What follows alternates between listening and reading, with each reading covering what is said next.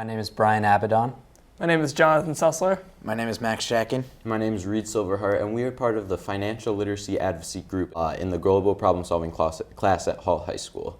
For our first semester research, we focused in on the aspect of shelter and the economy. So as a part of this research, we looked at a plethora of different subjects, including the disparity between the living wage and the minimum wage. We looked at the housing crisis, and we looked at a bunch of factors of homelessness. So after gathering this research, going into our second semester where we needed to develop an action plan and build capacity, we tried to zone in on these factors of homelessness. And one in particular that we focused on was the financial literacy aspect and the lack of financial literacy. So going into that, we realized that it was very pertinent to us being seniors who are in the process of applying for financial aid and all types of loans, that this really was very close to heart with us, and we thought that it would be a very good thing to pursue for us at this time.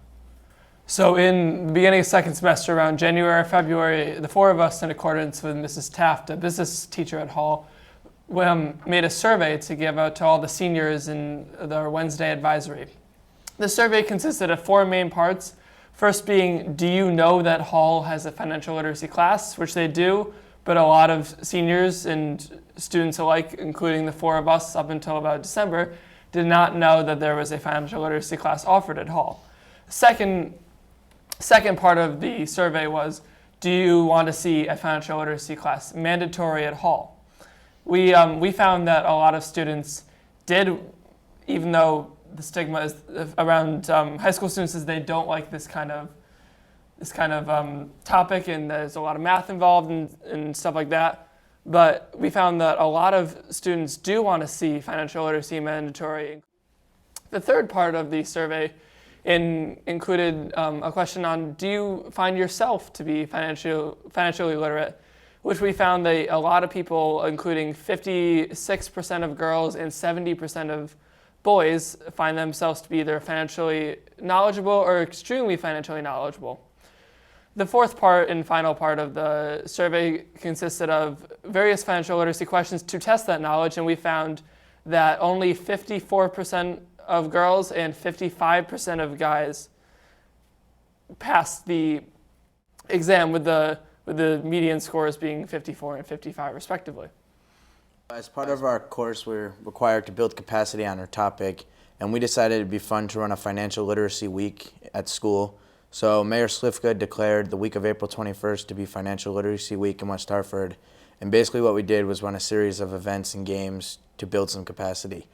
We started on Tuesday with financial personality quizzes in the library that consisted of 5 questions, and the majority of students scored well, either a 4 or 5, which was good to see. On Wednesday, there was a presentation by James Cunningham.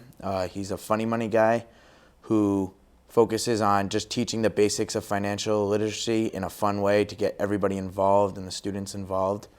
And then on Friday, the main part of our week was we took the show Cash Cab and we created our own version called Hall High School Financial Literacy Cash Cab. Basically what we did was we drove around in the golf cart, taking students around the campus, asking them various financial literacy questions, and handing out money for each question they got right.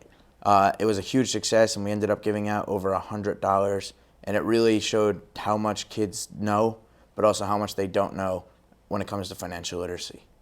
After all this, we found that it would be very necessary that we make financial literacy mandatory in some way at Hall High School. In the beginning of the year, we came up with 3 different possibilities. One being a full semester financial literacy course, another being a half semester financial literacy course, and the third option being a senior transition seminar. This would be similar to junior planning, which is where guidance counselors work with students transitioning from high school to college in their junior year, working on their applications, making a resume, and all of that. And after talking with multiple people, including Mr. Zatoon and different adults in our lives, we realized that through multiple complications such as the budget and people to teach the classes, we realized that a full semester or a half semester financial literacy class would not seem feasible at this time. And because of that, we decided to pursue the senior transition seminar along with Mr. Fisk, the director of guidance counselors. And with his help, we are currently trying to make this possible.